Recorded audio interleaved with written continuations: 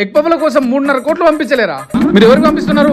మన సీఎం జగన్ పంపిస్తున్నారు. ఆయన పప్పు తినకపోతే పడుకోలేడు, ఆయన పప్పు తినకపోతే నడవలేడు, పప్పు తినకపోతే అదే అదే ప్రార్థన ప్రేయర్ బాగా చేస్తాను. పంపించండి సార్, ప్రజలు తప్పేగా.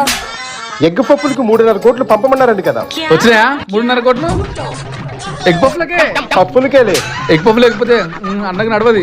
పఫ్ రెడ్డి తినండి జనం డబ్బేగా.